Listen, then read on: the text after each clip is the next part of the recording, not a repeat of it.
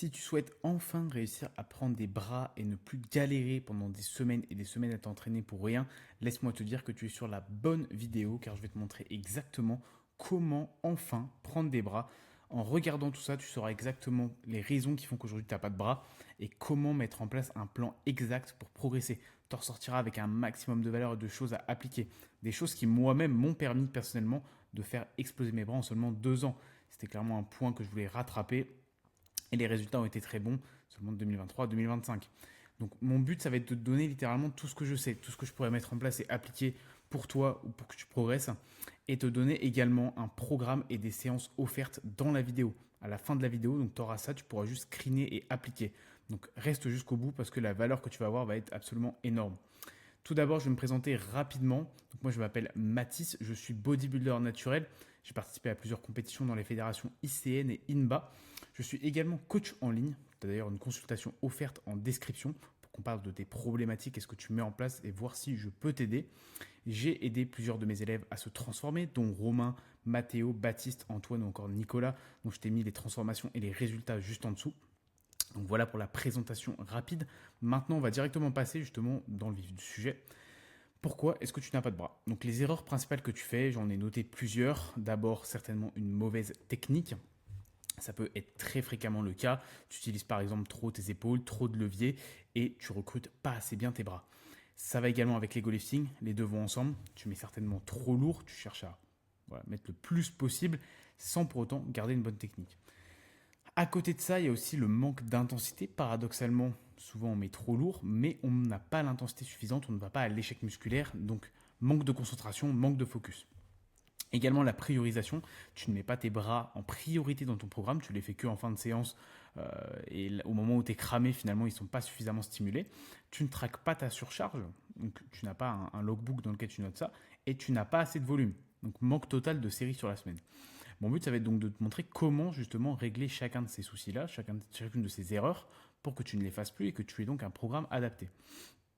Donc, erreur bonus d'ailleurs que je préfère rappeler, négliger les triceps qui représentent tout de même 2 tiers de la masse du bras. Certes, on pense toujours aux biceps quand on pense au bras, mais ne jamais négliger les triceps en termes de rendu pour les bras.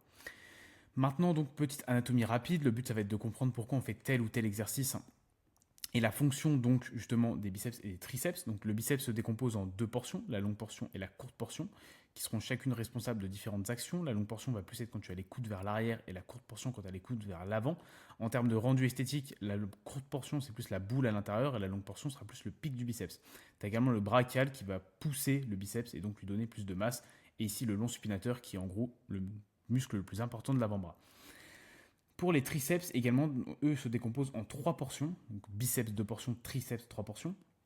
Donc la longue portion, vraiment là ici en haut du triceps, qui représente vraiment la masse du triceps. Le vaste externe, un peu le fer de cheval finalement on pourrait dire du triceps. Et le vaste interne, un peu plus en dessous, qui est un peu moins visible mais très important aussi.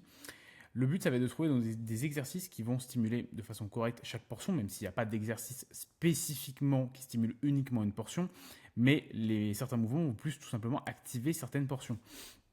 Donc au niveau des biceps, pour la longue portion, ça va être donc comme j'ai dit les mouvements vers l'arrière, donc comme du curl incliné ou un curl bras vers l'arrière à la poulie par exemple, un drag curl, un Bayesian curl si vous connaissez.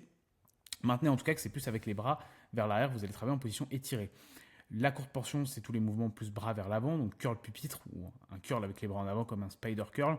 Et les mouvements plus classiques comme un curl aux haltères ou un curl supination vont de toute façon stimuler les 2 portions, mais un tout petit peu plus la courte parce qu'en général, vous avez quand même les bras un peu plus vers l'avant que complètement vers l'arrière. Et vous avez également donc le brachial qui lui sera stimulé par tous les mouvements où vous êtes en prise neutre comme du curl marteau, que ce soit à la poulie ou aux haltères. Maintenant pour les triceps, donc en ce qui concerne la longue portion, c'est tous les mouvements où vous allez avoir le bras par-dessus la tête, comme des extensions, vous voyez, triceps avec haltère par-dessus la nuque, ou à la poulie, avec une poulie basse tout simplement. Donc voilà, tous les mouvements où vous passez au-dessus de la tête. Le vaste externe, lui, ça va être les mouvements plutôt classiques, donc proches du corps, comme une extension poulie haute, vous avez donc les bras proches du corps, vous remontez progressivement et vous descendez, ou encore des dips, vous allez plus focus les triceps sans trop vous pencher vers l'avant, où là vous allez plus mettre l'accent sur vos pectoraux. Le but ça va être d'avoir de la flexion de coude, simplement que le coude se fléchisse le plus possible. Et enfin plus pour le vaste interne, donc les mouvements un peu plus de poussée, serré, donc comme du GM press, où vous allez avoir du coup les coudes très proches du corps. durant la descente et vous allez vraiment pousser justement avec vos triceps ou du développé serré. Bon, les deux mouvements sont assez proches, mais le pattern est le même, c'est-à-dire vraiment pousser avec les bras très serrés, donc en limitant le recrutement des pectoraux et en favorisant celui des triceps. Comment construire ces séances maintenant? Donc la partie un peu plus pratique. D'abord, le volume optimal. C'est important de choisir votre volume d'entraînement, comprendre combien de séries vous devez faire.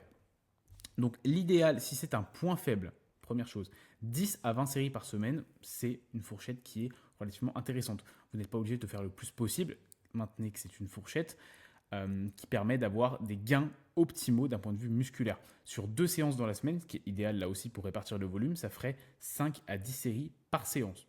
Gardez ça en tête si vous voulez vraiment faire exploser vos bras. Ne faites pas des séances où vous allez faire 2-3 séries ou sur une seule semaine, par exemple, faire 7-8 séries. Ce sera potentiellement insuffisant si vous voulez vraiment rattraper vos bras. Si c'est un point moyen, vous n'êtes pas obligé de faire autant de séries. Vous pouvez faire 6 à 10 séries par semaine. Ils progresseront. Mais ça dépend où vous en êtes aujourd'hui, combien de séries vous faites et si c'est un retard que vous voulez vraiment accentuer. Le volume sera vraiment à adapter par rapport à ça et par rapport au volume que vous mettez à place actuellement. S'il est déjà important, peut-être que vous pouvez augmenter ou peut-être que vous pouvez d'abord voir si vous n'avez pas d'autres points à améliorer comme votre technique, votre intensité, le choix des exercices et aussi à quel moment vous programmez vos bras. Parce que dans l'idéal, et d'ailleurs je vais vous montrer avec l'exemple de programme spécial retard bras, d'ailleurs vous pouvez le screen si vous voulez reproduire ou vous en inspirer, il faut prendre en compte que faire les mouvements de bras en début de séance, c'est plus intéressant que les faire à la fin. Vous avez plus d'énergie. Pareil pour les séances, si vous pouvez les mettre en début de semaine après un jour de repos, vous serez plus productif. C'est du principe de base, mais souvent on a tendance à mettre les bras soit à la fin, soit en fin de semaine. Voilà. Moi, mon conseil, c'est fais tes bras quand tu as de l'énergie. En ce qui concerne donc la répartition des trainings, comme tu peux voir, c'est un exemple de programme, pas obligatoire de le reproduire. J'ai mis 5 séances, mais si tu en fais 4, c'est complètement OK. Avec donc bras épaules, legs pec dos, repos, pull legs, push bras, du coup on ferait push biceps et repos.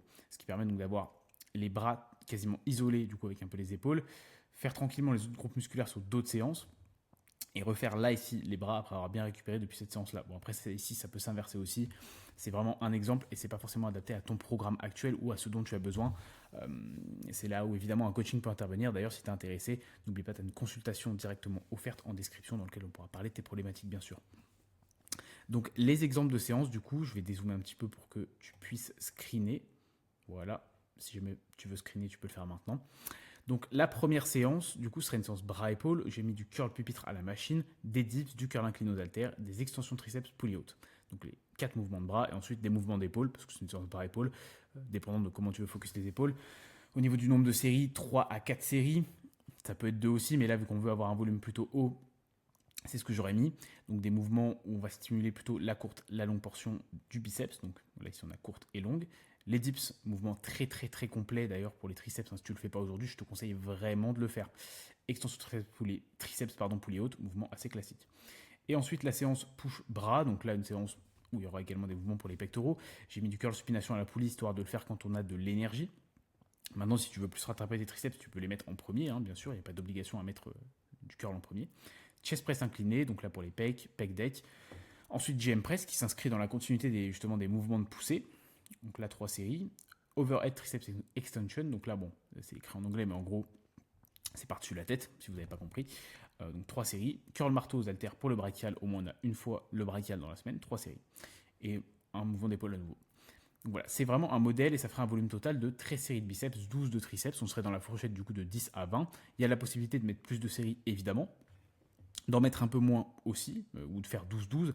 Là, j'ai mis 13-12 parce qu'effectivement, vu qu'on a quand même ici des mouvements style chest press incliné ou encore shoulder press, c'est des mouvements qui stimulent indirectement le triceps, mais pas la peine de vous prendre la tête à ce point-là. Vous pouvez largement vous en sortir avec un bon volume sans compter le volume indirect. Maintenant, quelques petits conseils de fin. Donc, niveau technique, intensité et surcharge, mais le maximum d'intensité si c'est de l'isolation. Essaye de toujours aller à l'échec musculaire. Note tes performances, donc vérifie que tu surcharges bien de séance en séance, maintiens une bonne technique, donc avec les bras proches du corps le long de tes curls ou également tes extensions de triceps. Si jamais tu décolles les bras vers l'avant, tu vas stimuler l'avant d'épaule. Si tu décolles tes bras sur tes extensions de triceps, tu vas stimuler le grand dorsal. C'est pas ce qu'on cherche ici, c'est des groupes musculaires qui sont potentiellement plus forts. Donc on veut vraiment rester sur biceps et triceps. Fais en sorte également d'avoir le max d'amplitude possible, d'étirer au maximum tes biceps, évidemment sans te faire mal. Mais il n'y a pas de problème à faire ça. étirer également tes triceps pour avoir une stimulation maximale et pas faire des demi-amplitudes, ce qui ne sert à rien, on ne va pas se mentir. Dernier conseil, filme-toi régulièrement pour t'assurer de l'intensité et de la technique, c'est très important. Comme ça, tu vas voir en te filmant si tu vas suffisamment loin dans l'effort, si tu es concentré, mais également si tu as une bonne amplitude et une technique qui reste clean. Très important. Et tout ça, c'est des points qui pour moi sont très importants et que je mets en place lors de mes suivis et je peux clairement t'aider. Si aujourd'hui tu as des difficultés, que ce soit au niveau de tes retards, que tu veux progresser physiquement, prendre du muscle, mon accompagnement peut vraiment te faire progresser et va te faire progresser. Comme ça a été le cas pour Romain, Mathéo, Baptiste ou encore Louis, tous avec de très bons retours, de très bons résultats. Donc l'objectif pour moi, c'est de te donner un maximum de valeur adaptée à toi. Ce que je t'ai donné dans cette vidéo, évidemment, c'est général. L'objectif, si on fait une consultation ensemble, qui durerait 30 minutes, qui est complètement offerte, c'est de parler concrètement de tes difficultés actuelles, de ce que tu as du mal à faire, de peut-être ce qui peut t'empêcher de progresser et ce qui fait que tu n'as pas le physique que tu veux ou que tu n'avances pas à la vitesse à laquelle tu aimerais avancer. Donc on verra voilà, ton plan actuel et je t'offrirai une roadmap adaptée à tes objectifs que j'aurai préparé en amont avec nos discussions, avec justement plusieurs indicateurs que tu auras pu me donner. Et ça me permettra du coup de t'offrir ça dans tous les cas. Tu repartiras avec de la valeur, donc c'est gagnant-gagnant. Et ça me permettra aussi de te montrer que je suis compétent dans mon domaine. Le lien pour réserver est directement dans la description, donc n'hésite pas bien sûr. N'hésite pas également à t'abonner à mon compte Instagram sur lequel je poste du contenu avec beaucoup de valeur régulièrement tous les jours en story et en post. Sur ce, je te remercie pour le visionnage de la vidéo. On se dit à très vite.